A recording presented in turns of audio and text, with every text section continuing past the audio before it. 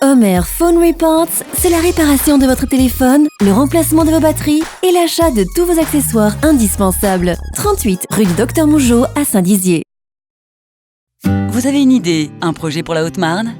Inscrivez-vous au concours Les idées inspirées avant le 30 septembre sur idées-inspirées.fr et tentez de remporter un soutien financier et matériel du département. Le département de la Haute-Marne vous présente votre journal.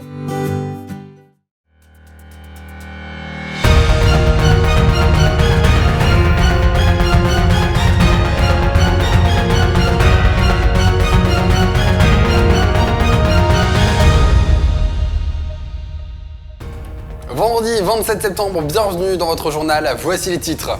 La télémédecine pour combler le manque de médecins, découvrez les coulisses de ces consultations un peu particulières et la réaction de l'ARS. Les enfants bragards ont percé les secrets de la cité de Carthage avec les ateliers, ça se passe au musée de Saint-Dizier. Et enfin, nous reviendrons sur les manifestations qui se tenaient hier matin à Joinville devant le centre des finances publiques.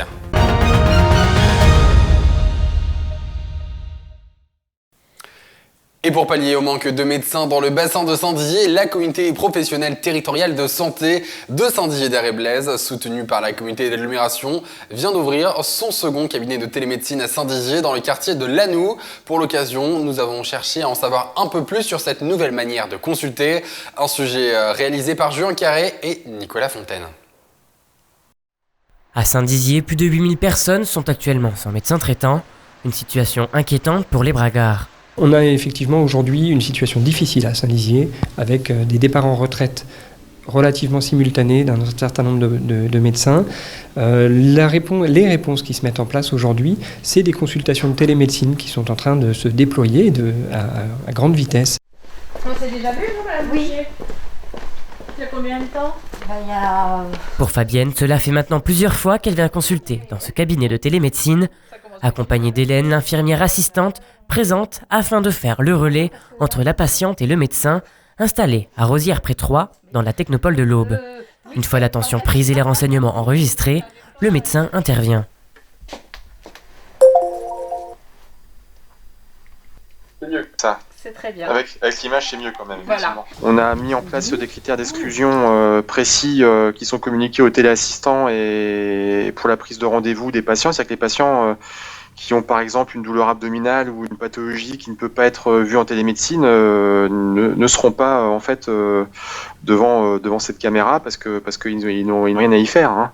Donc on estime qu'on peut voir 70 à 80% des pathologies. Si certaines personnes préfèrent voir le médecin physiquement, d'autres apprécient la téléconsultation. Je connaissais pas, ça fait 2 fois que je viens, mais franchement c'est bien. On n'a pas le contact pareil avec le médecin, mais c'est formidable. Moi je trouve ça formidable. Franchement, par rapport quand on va chez le médecin, c'est un progrès phénoménal. À Saint-Dizier, les premières consultations ont débuté en avril 2019 dans le cabinet situé au Clos Mortier et depuis mi-septembre dans le quartier de Lannou. Une alternative qui pourrait être durable selon l'ARS Grand Est, l'agence régionale de santé. Pour moi, c'est une alternative durable. Aujourd'hui, on utilise les nouvelles technologies au quotidien pour faire à peu près tout. Il n'y a pas de raison que l'exercice de la médecine reste d'une manière très traditionnelle. À la fin de la téléconsultation, l'ordonnance est directement délivrée aux patients et cette pratique est entièrement remboursée par la sécurité sociale. Jusqu'au 24 novembre prochain, le musée de Saint-Dizier propose à ses visiteurs d'en apprendre un peu plus sur la cité romaine de Carthage, qui se trouve en Afrique du Nord. Une exposition accessible à tous et même aux plus jeunes, avec les ateliers du mercredi où des enfants ont pu mettre à profit leur créativité autour de cette architecture carthaginoise. Julien Carré, Nicolas Fontaine. Un mercredi par mois, le musée de Saint-Dizier propose aux enfants âgés de 6 à 12 ans différentes activités. Et ce mercredi, les ateliers ont repris de plus belle. Chaque activité a pour but d'instruire les enfants de manière ludique. C'est pourquoi les ateliers se déroulent en 2 temps, une partie théorique et une partie pratique. Aujourd'hui, l'activité est en lien avec l'exposition temporaire sur Carthage, où sont exposés 2 chapiteaux qui ont été trouvés à Carthage. Le but étant d'expliquer aux enfants à quoi ça sert un chapiteau. Est-ce qu'on peut en voir également à Saint-Dizier ? Est-ce qu'on les utilise encore de nos jours ? Et puis d'en réaliser un avec de l'argile. Ces activités manuelles sont appréciées des enfants puisqu'ils sont en contact direct avec les différentes matières utilisées et cela leur permet d'appréhender l'art de la sculpture. J'aime bien faire des activités avec l'argile et pour m'occuper. Tout au long de l'année, différents thèmes sont abordés, toujours en lien avec l'histoire de la ville. Et à chaque atelier, les enfants répondent présents, ravis d'apprendre tout en se divertissant. Le prochain atelier se déroulera le 9 octobre prochain. Et prenons à présent la direction de Joinville en Haute-Marne où hier une dizaine de personnes étaient réunies devant le centre des finances publiques pour protester contre la suppression des services de proximité. Nous étions sur place avec Julien Carré.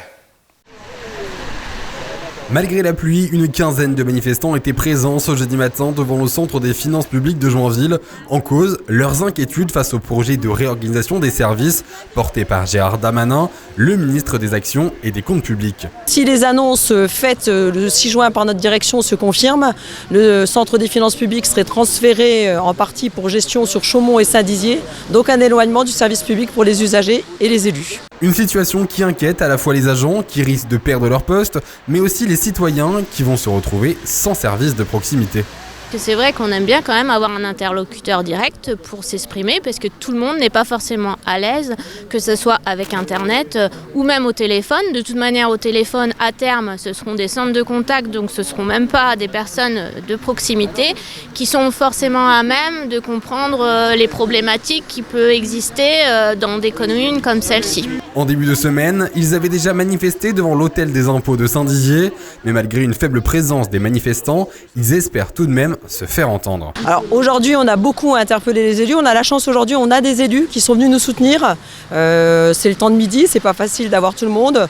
Là, on est seulement finalement dans le début de l'action puisque l'été a fait que le mouvement s'est un peu amenuit. Mais là, on espère repartir de plus belle et de faire des actions avec les élus conjointement pour évidemment sauver le service public.